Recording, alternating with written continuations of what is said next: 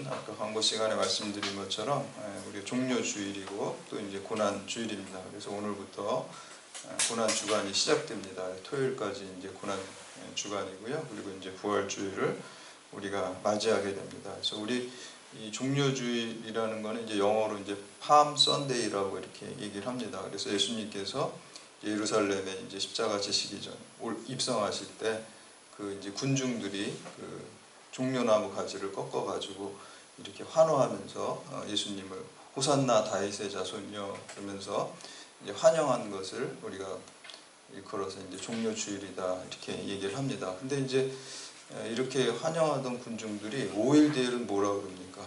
빌라도가 살려주려고 할 때 바라바를 놓아주냐 그리고 예수를 놓아주냐 이렇게 할 때 또 예수를 십자가에 못 박으라고 이렇게 하잖아요. 그러니까 어떻게 보면은 다수결에 의해서 예수님이 십자가에 죽으신 거예요. 그래서 그 민주주의가 꼭 좋은 건 아니다라는 생각이 듭니다. 현실적으로 우리가 민주주의 국가를 살아가지만 올바른 진리는 반드시 되는 것은 또 아니라고 생각을 합니다. 그래서 이제 플라톤이라는 철학자는 그 국가라는 그 책에서 민주주의를 제일 싫어했어요, 사실은. 왜냐하면 자기 스승 소크라테스가 아테네의 민주주의에 의해서 이제 죽는 것을 보면서 거기서 이제 이상국가라는 거는 소크라테스 같은 아주 그냥 성자 같은 혹은 우리로 치면 예수님 같은 분이 독재하는 거 그게 이제 가장 좋은 나라다라고 이렇게 얘기를 합니다. 근데 이제 그거는 뭐 현실에 인간의 현실에는 있지 않죠. 그래서 이제 칼 포포라는 철학자는 플라톤하고 마르크스가 열린 사회의 적들이다 이렇게 얘기를 해요. 공통점이 있어요. 왜냐하면 전체주의고 이상적이라는 거예요. 현실에 있지 않은 이상주의이기 때문에 현실적이지 못하고 그래서 이제 포포 같은 경우는 원래 젊었을 때는 이제 마르크스주의자였는데 이제 살아보니까 이게 이상적이라서 이 현실적으로 너무 부작용이 오히려 더 많은 거예요. 현실적으로 차라리 하는 게. 그래서 이거는 인간은 이런 이상을 실현할 수 없다라는 것을 깨닫고 유명한 말이 있죠. 20대의 마르크스주의자가 아니면 가슴이 없는 사람이다. 왜냐하면 가난한 사람, 소외된 자, 약자에 대한 관심이 거기에 있으니까 당연히 거기 있어야 된다는 거예요. 그렇지만 30대가 되어서도 마르크스주의자로 남아있는 사람은 머리가 없는 사람이다. 현실을 모른다는 거예요. 현실화되지 않습니다. 그래서 이제 그 소크라테스 같은 사람이 독재한다는데 우리 기독교는 사실 그걸 믿는 거예요. 예수 그리스도가 왕이 되시고 우리를 영원히 다스리는 통치자가 되는 것을 여러분 믿으시기를 바랍니다. 그 이상이 이루어지는 거예요. 사실 우리가 그걸 믿고 가는. 근데 이제 인간의 힘으로는 불가능해요. 그렇지만 예수 그리스도께서 가능하게 하신 거죠. 믿음이라는 거는 그래서 한마디로 정리하면 불가능한 가능성, impossible possibility가 믿음입니다. 인간으로서는 우리가 불가능하죠. 그래서 마르크스도 사실은 성경 보고 공산주의를 만들었어요. 초대교회 보니까 있는 자나 없는 자나 뭐 다 서로 통용한다 그랬잖아요. 그게 공산주의잖아요. 근데 그거는 성령의 역사인데 그런 거는 인정하지 않고 하나님은 안 믿고 성령의 역사는 안 믿으면서 그거는 기쁨으로 자발적으로 내준 거지 강제로 뺏어온 게 아니거든요. 근데 그거를 이제 그 결과만 얻으려고 하니까 그게 이제 틀리고 부작용이 나는 것입니다. 그래서 하나님 본질적인 거, 하나님이 통치하시고 다스리시는 것을 믿어야지 그게 그 이상적인 그 천국이 이루어지는 것이지 인간의 힘으로 죄인된 인간의 힘으로는 지상 천국은 불가능합니다. 불가능하고 우리가 하나님에 의해서 다스리시고 통치하시고 그런 나라가 바실레이아 우리가 나라잖아요. 그래서 우선은 여러분의 마음속에 하나님 나라가 이루어져야 돼요. 첫 번째는 하나님이 여러분의 마음을 다스리시고 통치하시면 그게 하나님 나라가 되고요. 두 번째는 우리가 살고 있는 이 사회에 정의가 이루어지게 그거를 하나님의 공의가 이루어지게 통치하도록 우리가 노력해야 되고 그리고 최종적으로는 종말에 주님께서 재림하셔서 그것을 완성시켜 주십니다. 그러니까 우리가 믿음으로 사는 것은 이미와 아직 사이에 산다 그래요. 그 긴장관계. 이미 여러분 마음속에 주님이 다스리시면 하나님 나라가 이루어진 거예요. 천국이 여러분 마음속에 있는 거예요. 그래서 예수 그리스도의 이름을 영접하는 자, 그 이름 우리가 죽음에서 생명으로 이미 이미 뭐라 그래? 이미 옮겨졌어요. 여러분 옮겨주신 줄 믿으시기를 바랍니다. 아멘. 여러분 영접할, 그러지만 아직 완성된 건 아니에요. 아직 종말이 된 게 아니고 재림하신 게 아니기 때문에, 그래서 우리가 말씀을 쫓아 살아가기 위해서 더 기도하고 더 노력해야 될 줄로 믿습니다. 아멘. 우리 종려주일이 이제 팜이라는 게 이제 세 가지 뜻이 있어요. 종려나무 뭐 그런 뜻도 있고요. 두 번째는 승리라는 뜻이 있어요. 그래서 이제 로마의 그 개선 장군들이 이렇게 다 정복을 하고 전쟁에서 이기고 들어올 때 그 백성들이 그 승리를 막 환호하고 그런 그 종려나무 가지를 흔들고 그랬어요. 근데 이제 개선 장군들은 말을 타고 오죠. 근데 우리 예수님은 나귀를 타고 오셨어요. 그러니까 전쟁하는 왕이 아니라 평화의 왕으로 오셨고 겸손의 왕으로 오신 것입니다. 그래서 우리는 그런 모습을 우리가 따라가면서 살아가야 되겠죠. 또 한 가지는 이제 그 손바닥이라는 뜻이 있어요. 그 팜이라는 뜻에 손바닥이라는 게 뭡니까? 우리 그리스도인이 오늘날 어떻게 사느냐에 따라서 예수님을 전파하는 게 디딤돌이 될 수도 있고 거침돌이 될 수가 있어요. 우리 손에 달렸다는 거예요. 그리스도인들의 오늘날 손에 예수님의 그 승리의 복음이 전파될 수도 있고 막힐 수도 있어요. 믿지 않는 사람들은 기독교 교리를 보고 믿는 게 아니에요. 뭘 보고 믿습니까? 그리스도인을 하는 행동을 보고 믿는 거예요. 우리를 보고 교회 다닐까 말까를 결정하는 것이지, 그분들이 무슨 기독교 교리를 알아가지고 교회 다니는 게 아니거든요. 그러니까 우리 그리스도인이라는 창문을 통해서 그리스도를 보는 거거든요. 믿지 않는 사람. 그러니까 우리가 잘 해야 돼요. 그래서 예전에 그 배철영 교수님이라고 연세대 신학관하고 하버드 대학교에서 이제 박사학위 받으신 그 교수님, 제가 강연에 가서 이렇게 들은 이제 간증 예화 같은 거를 제가 들은 적이 있는데, 그분이 그러시더라고요. 자기 하버드 대학교 이제 한 학기를 썼는데 기숙사를 4명이 쓰는데 거기에 자기하고 그 종교학과니까 이제 티벳에서 온 승려 스님이 오셨고, 라마 티벳 승이 왔고, 그리고 한 명 아프리카 무슨 부족 종교 같은 거 그런 거 연구하러 오셨고, 한 사람은 CIA에서, 그 사람은 종교가 없는데 종교를 한번 연구해봐라 그래서 위탁교육생으로 이제 온 거예요.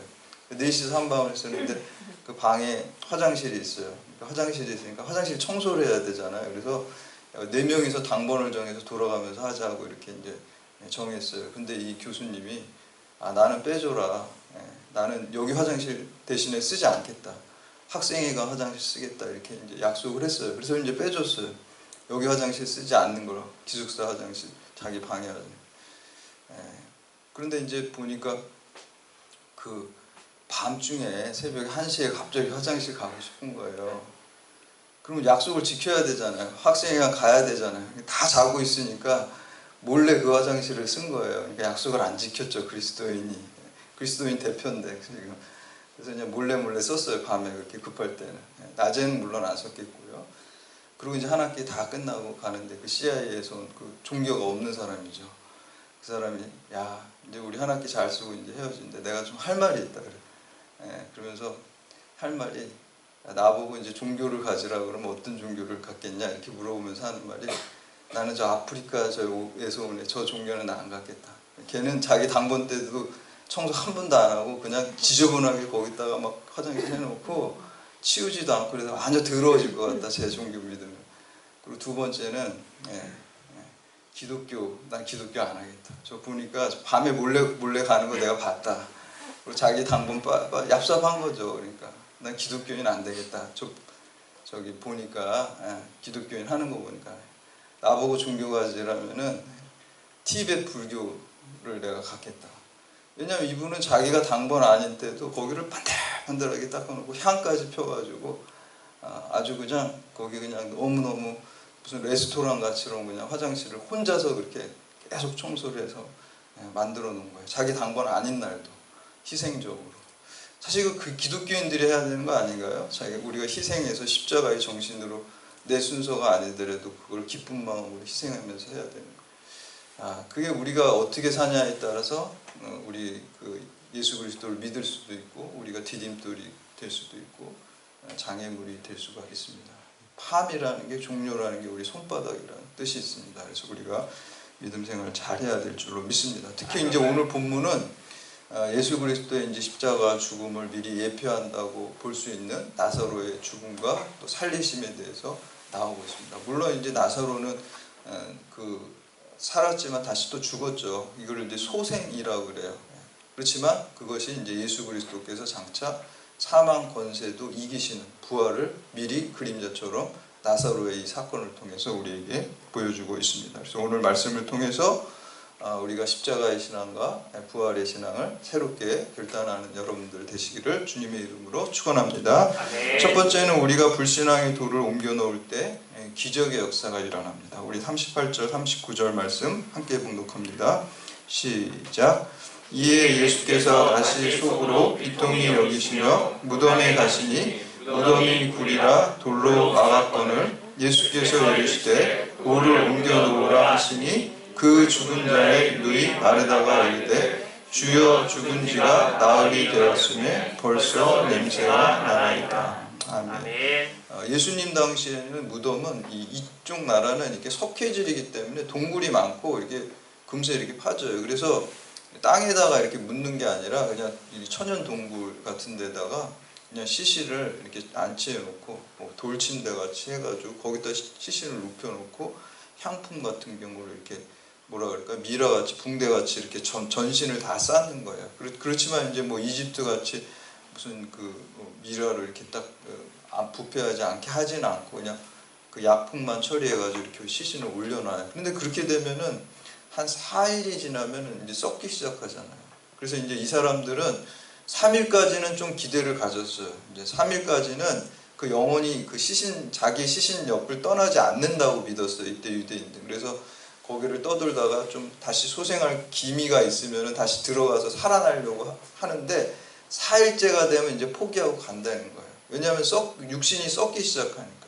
그건 뭐를 의미하면 인간적으로 할 수 있는 모든 노력과 가망성이 다 끊어졌다는 걸 의미해요. 이제 인간으로서의 뭐 기대할 거는 다 없어진 완전한 절망 상태와 죽음을 의미하는 것입니다. 그때 예수 그리스도께서 그 죽은 나사로를 살리시는 기적을 일으키는 것을 볼 수가 있습니다. 근데 오늘 마르다는 뭐라고 얘기를 합니까? 자신의 어떤 경험과 상식에 근거해서 그 무덤을 열으라 하니까 마르다가 뭐라 그래요? 주님, 벌써 4일 됐습니다. 4일. 그거 뭐예요? 다 끝났다는 거예요. 마르다의 상식이에요. 그래서 어떻게 보면은 이 마르다의 신앙은요, 자유주의 신학자들이에요. 제가 이제 공부해보면 우리 신학 공부할 때도 이제 나오고 자유주의 신학자들이고 칸트 같은 신앙이에요. 상식과 이성 안에서만 믿는 거예요. 그거를 뛰어넘는 초월적인 기적적인 건 안 믿는 거예요. 내 상식에 비추어서 거기까지만 예수님을 믿는 거예요. 그래서 이성의 한계 안에 있는 종교라고 이제 칸트 책이 있는데 그런 신앙 가지고 있어요. 자유주의 신학자들은 초월적인 부활 이런 것들을 믿지 않고 그냥 거기서 교훈만 얻게 되는 거예요. 그러니까 어떤 훌륭한 성인으로서 예수님을 바라보고 훌륭한 도덕 교사로서만 바라보는 거예요. 우리를 죽음과 사망 권세에서 우리를 구원하시는 주님으로 하나님으로 믿지 않는다는 거예요. 그래서 마르다에게 그런 믿음이 있었습니다. 그러나 내 지식과 또 내 경험과 내 상식을 다 그 장애물을 무덤을 막고 있는 돌덩이를 치울 때 우리가 기적을 경험하고 부활과 생명의 역사를 경험할 줄 믿습니다. 두 번째는 믿으면 영광을 보게 됩니다. 우리 40절 말씀 함께 봉독합니다. 40절 시작. 예수께서 이르시되 내 말이 내가 믿으면 하나님의 영광을 보리라 하지 아니하느냐. 아멘. 예수님께서 우리가 오늘 11장 4절에서도 이 병은 죽을 병이 아니라 하나님의 영광을 위함이요 하나님의 아들이 이로 말미암아 영광을 받게 하려 함이라 라고 이렇게 말씀하셨습니다. 그리고 25절과 26절에서는 마르다에게 나는 부활이요 생명이니 나를 믿는 자는 죽어도 살겠고 무릇 살아서 나를 믿는 자는 영원히 죽지 아니라 이것을 내가 믿느냐 이렇게 말씀하셨습니다. 우리가 십자가의 길을 가는 것은 그냥 우울하고 슬프라고 하는 게 아니라 로마서 8장 18절에서 현재의 고통은 장차 있을 영광과 비교할 수 없다고 그랬어요. 그래서 십자가를 가게 하는. 여러분 우리 부모님이 자녀를 나쁜 길로 인도하는 부모님은 아무도 없어요. 힘들고 고통스러운 거지만 그게 그 자녀에게 나중에는 더 좋은 길이기 때문에 그 길을 권하시는 거거든요. 하나님 아버지께서도 마찬가지입니다. 우리에게 십자가를 주시는 것은 그냥 힘들라고 주시는 게 아니라 그 길을 가야지 더 큰 말할 수 없는 영원한 생명과 영원한 영광이 우리에게 주어지기 때문입니다. 그래서 기독교의 메시지는요, 고난을 통해서 십자가를 통해서 부활의 영광으로 가요.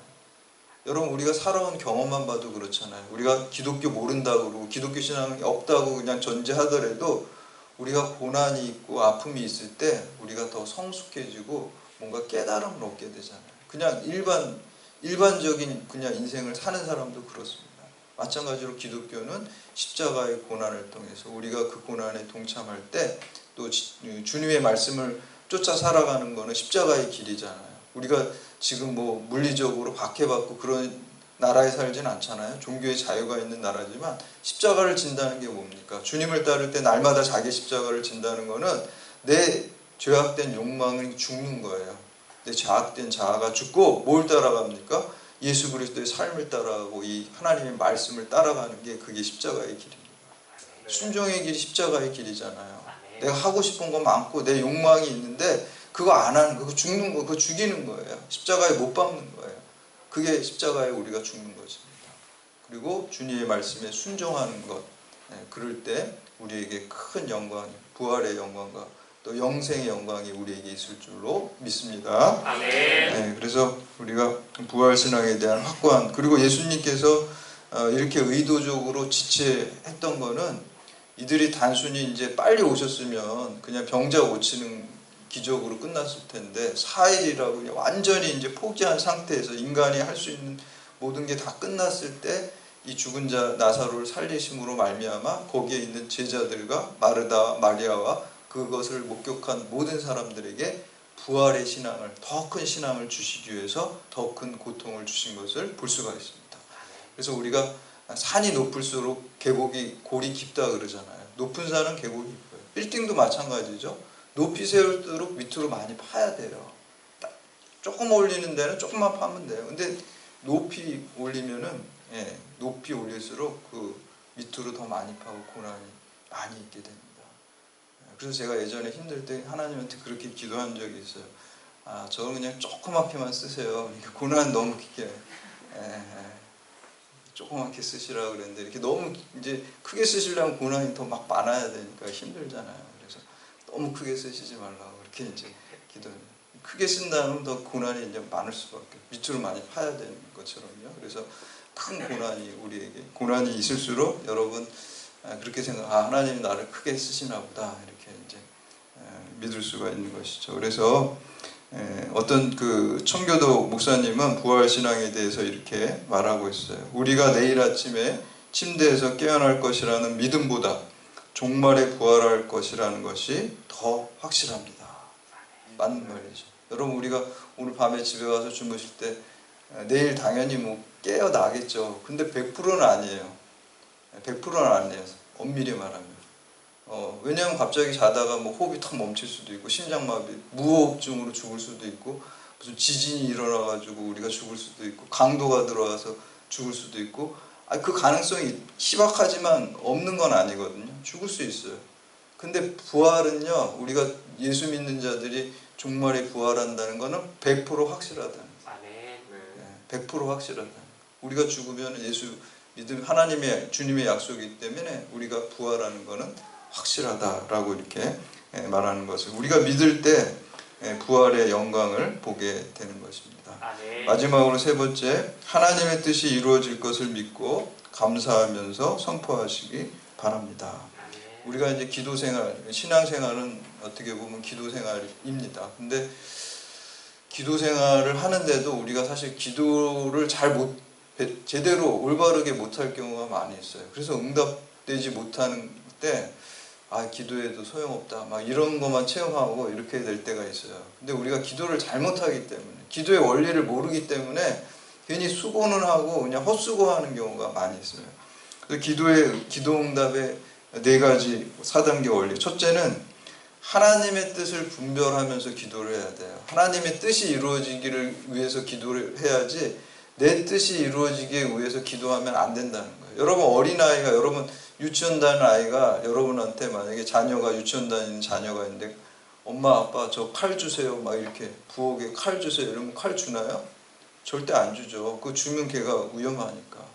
예, 그러니까 그런 식으로 잘못 구하면은 하나님께서 들어주시지 않는다. 그래서 야고보서 4장 3절에도 구하여도 받지 못하면 정욕으로 쓰려고 잘못 구하기 때문이다. 잘못 구하는 거는 우리한테 해롭기 때문에 안 주시는 거예요. 여러분 미워서 안 주시는 게 아니라 여러분 그걸 갖게 되면 여러분한테 더 망하게 되고 어떻게 되면 지옥으로 갈 수도 있기 때문에 하나님께서 그걸 허락하시지 않는 거예요. 더 좋은 길로 자녀가 가기를 원하기 때문에. 그러니까 그런 기도는 계속해도 안 된다는 거예요. 그래서 하나님의 뜻이 이루어지길 구해요. 내 뜻이 이루어지길 위해서 기도하는 거, 내 욕망이 이루어지길 기도하는 거는 기복신앙이고요. 하나님의 뜻이 이루어지기를 기도하는 거는 기독교 신앙이에요. 근데 우리는 기독교 신앙을 갖고 있다고 본인은 착각하는데 기도의 내용을 보면 다 기복신앙을 갖고 있어요. 그거 완전 착각하는 거예요. 그거는 야고보서 말해 자기의 정욕으로 쓰려고 잘못 구하기 때문에 응답받지 못한다는 거예요. 그래서 제일 좋은 거는 말씀 기도하는 거예요. 말씀 기도. 우리가 말씀을 읽으면서 이 말씀이 내 마음속에 성령의 감동이 되면은 아, 이 말씀이 내 삶 가운데 이루어지게 해주세요. 그 기도는 응답됩니다. 그 기도는 100% 응답됩니다. 왜냐하면 하나님의 뜻이 이 말씀에 있기 때문에. 하나님의 뜻이 이루어지게 해달라 그러는데 우리 주기도문에도 예수님이 가르쳐준 기도가 있잖아요. 주기도문에 하나님의 뜻이 이루어지는 거잖아요. 우리 삶 가운데 하늘에서 이루어진 것 같이 우리 땅에서도 나의 삶 가운데도 이루어지게 해달라고 했기 때문에 우리가 이 말씀을 근거해서 하나님의 뜻을 분별하면서 기도해야 될 줄로 믿습니다. 두 번째는 믿음으로 기도해야지 응답받아요. 기도하면서도 믿지 않으면은 그거는 그 기도가 응답될 수가 없습니다. 될까 말까? 그렇게 하면서 기도하면 안 돼요. 될 줄로 믿습니다. 그러고 기도를 해야죠.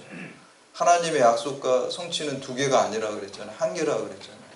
하나님은 신실하시고 하나님 전능하시기 때문에 반드시 하나님 약속 붙들고 기도하면은 이루어질 줄로 믿습니다. 물론 그 시기와 그 방법은 우리의 생각과 다를 수는 있지만 반드시 이루어집니다. 근데 하나님의 시기와 하나님의 방법이 더 훨씬 좋아요. 내 방법과 우리는 빨리 받고 싶잖아요. 빨리 받는다고 무조건 좋은 게 아니에요. 하나님은 지체의 방법과 고난의 방법으로 우리를 더 좋은 길로 인도하세요. 믿으시기 바랍니다. 지체된 게 나한테 훨씬 더 큰 유익이 되기 때문에 내가 더 성숙해지고 내가 더 하나님만 의지하는 사람이기 때문에 저도 늦어지는 거 굉장히 못 참아요. 막 성격이 빨리빨리 뭔가 이렇게 와야 되는데 근데 그 늦어진 게 나중에 돌이켜보니까 그때 늦어져서 내가 그래도 더 큰 축복을 받는구나 이런 거를 저는 많이 체험을 했어요. 그래서 하나님은 항상 지체시키는 방법, 그러니까 하나님의 때에 이루어지긴 이루어집니다. 조급해하지 말고 하나님이 더 좋은 때, 지금 주는 게 좋은 것 같지만 좋지 않습니다. 내가 생각한 타이밍, 하나님의 타이밍, 카이로스가 있는 것을 믿으시기를 바랍니다. 그래서 믿음으로 기도해야지 응답받고요. 그리고 세 번째는 감사함으로 기도해야 돼요. 감사한 거는 뭐냐면은 이제 받은 줄로 알고 감사하는 거예요. 그러니까 미리 우리가 뭐 식당 가면 뭐 선불로 내는 데 있잖아요. 그런 식으로 그냥 선불로 우리가 감사를 하나님 응답해 주셔서 감사합니다. 오늘 본문에 보면 예수님이 그런 기도를 드려요. 선불로 미리 감사를 하고 기도하는 것을 볼 수가 있습니다. 네 번째는 선포하면서 기도해야 됩니다. 예수님께서 죽은 나사로를 살리시고 사람들로 하여금 부활신앙을 갖는데 나사로에게 자기가 기도한 것을 믿고 선포할 때, 믿음으로 선포할 때 그 기도가 응답됩니다. 큰 소리로 나사로라 나오너라 이렇게 이제 기도하고 선포하실 때 기적이 일어났잖아요. 그래서 이 4단계 원리가 우리 41절에서 지금 말씀드린 게 그대로 나오고 있습니다. 한번 그걸 기억하시면서 보세요. 41절에서 48절, 44절까지 말씀 함께 봉독합니다. 시작. 돌을 옮겨 놓으니 예수께서 눈을 들어 우러러 보시고 이르시되 아버지여 내 말을 들으신 것을 감사하나이다. 항상 내 말을 들으시는 줄을 내가 알았나이다. 그러나 이 말씀하는 것은 둘러선 우리를 위함이니 곧 아버지께서 나를 보내신 것을 그들로 믿게 하려 함이니이다. 이 말씀을 하시고 큰 소리로 나사로야 나오라 부르시니 죽은 자가 수족을 배로 동인채로 나오는데 그 얼굴이 수건에 쌓였더라. 예수께서 이르시되 풀어놓아 다니게 하라 하시니라. 아멘. 그 기도의 원리대로 예수님께서 기도하실 때 죽은 자가 살아나는 놀라운 기적이 일어나게 됩니다. 우리 2013년에 이제 소천한 미국의 척 스미스 목사님, 유명한 그 교회를 부흥시킨 목사님인데, 이분은 원래 그 미국의 LA의 그 갈보리 교회라는 교회에서 목회를 하셨어요. 1965년도에 그 교회에 이제 처음 부임하셨는데 25명 모이는 그러한 교회였어요. 근데 그분이 이제 평생 목회하시면서 25명 모이는 목회를 35,000명 모이는 교회로 굉장히 부흥시키고 성장시켰어요. 근데 이제 이 목사님의 이제 목회 스타일이 이렇게 부흥된 비결이 뭔가 하면은 굉장히 열린 생각을 가지고 있었어요. 그때 이제 60년대 막 그러면 히피 문화가 있었잖아요. 그래서 이제 LA고 그러니까 거기 이제 뭐 해변도 좋고 그러니까 주일날 그 히피족 같은 사람들이, 청년들이 예배 드린다고 해서 기특하잖아요. 그래도 예배 드린다고 서핑하다가 그냥 맨발로다가 뭐 모래 다 묻혀가지고 예배당 들어오는 거예요. 근데 예배당에 이제 카펫이 있잖아요.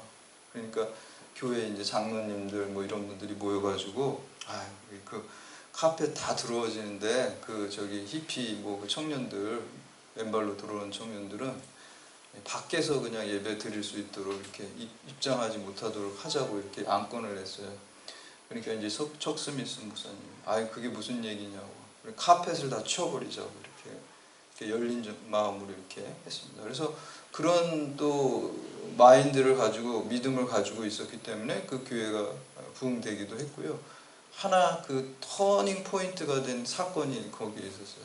그 교회에 다니는 이제 젊은 집사님이 그 애들, 그 딸하고 그 아들 둘을 데리고 마트에를 갔어요. 그래서 이제 마트에서 장을 다 본 다음에 이제 트렁크에다가 이제 그 장 본 거를 다 넣고 트렁크를 이렇게 힘있게 확 닫았는데 그 6살 먹은 그 아들이 갑자기 비명을 확 지르는 거예요. 그 아이가 거기 이렇게 밑에서 잡고 있었는데 거기를 그 트렁크 거기를 그게 안 보여가지고 그거를 닫는다고 확 닫아가지고 손이 거기에, 그래가지고 이제 깜짝 놀래가지고 뭐 난리가 났죠. 정신이 확 나가지고 애를 이제 병원에 데려가서 응급치료하는데 의사가 이게 너무 여기가 지금 많이 상해가지고 이게 썩어서 들어갈 수 있기 때문에 어쩔 수 없이 이게 더 썩으면 안 되니까 여기를 손가락을 잘라야 된다. 절단할 수밖에 없다. 그래서 손가락을 잘랐어요.